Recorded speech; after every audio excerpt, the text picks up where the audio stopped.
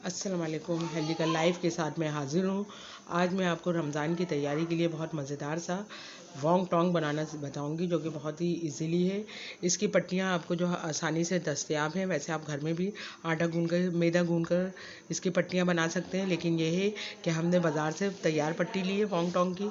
अब मैंने chicken boil कर लिया है, उसमें शिमला मिर्च है, हरी मिर्च है, नमक है, और उसमें मैंने थोड़ी सी शिमला मिर्च डाला है, थोड़ी सी हरा धनिया डाला है, और इसको मैं चॉप कर लूँगी। चॉप करने के बाद ये हमारे पास एक कीमे की शक्ल आ जाएगी, जिसमें हमने इसमें रेड किसी भी किस्म की रेड मिर्च नहीं डाली है। हमने सिर्फ इसमें शिमला मिर्च और हरी मिर्च डाला है, और चिकन है। इसके अंदर कोई भी ज़्यादा चीज़ हम नहीं डालते। अब हमने इसमें लिया है, अब मैंने ये आटे का पेस्ट बना लिया है। आटे का पेस्ट बनाने के लिए, क्योंकि मैं वोंग टोंग बनाऊंगी, तो इसके आटे का पेस्ट मुझे थोड़ा सा तैयार करना शुरू किया। अब मैंने इसको जो हमारे ये मसाला मज़ेदार से तैयार होता है, तो इसके अंदर हम मायनीज़ मिलाएंगे। मायनीज़ आपने इस तरह मिलाना है कि ये हमारा ये जो चिकन हमने पीसा है, ये अच्छी तरह हमारा उसके अंदर मैच हो जाए। अब आपने इसमें मसाला डाला। ये बिल्कुल एक चौकोर सा पीस है। ये आप घर में भी मैदे को गूंद कर बना सकते हैं, डो इसकी। लेकिन ये मैं बाज़ार से लाई हूँ। आपने चारों तरफ लगाने के बाद आपने इसे इस तरह मोड़ा। मोड़ने के बाद फिर आपने इसे जिस तरह एक हम ताज बनाते हैं, तीनों कोने को आपस में मिलाकर आपने तीनों पे आप लगाएंगे।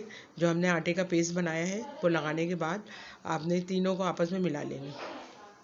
ये हमारा मज़ेदार सा वोंग टोंग तैयार होगा। इसे आप रमज़ानों में बनाकर फ्रीज़ कर सकते हैं। फ्रीज़ कर आप इसे बआसानी रोज़े में, रमज़ानों में इस्तेमाल कर सकते हैं।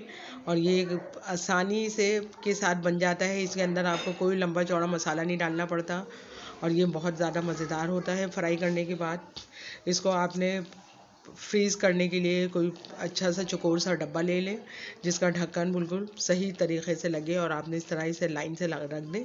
और आपने वोंग टोंग ज़्यादा बनाया है, आपके पास डब्बों में गुंजाइश है, तो आप इसके ऊपर एक प्लास्टिक की बिल्कुल बराबर एक शीट रख लें। शीट रखने के बाद आपने इस तरह, तो ये आपके आपस में चिपकेंगे नहीं। जब आप इसे फ्राई करेंगे तो आप इसको 5 मिनट पहले निकाल लें, और इसे डीप फ्राई होगा, ये शेलो फ्राई नहीं होगा। और ये आपने ये मज़ेदार सा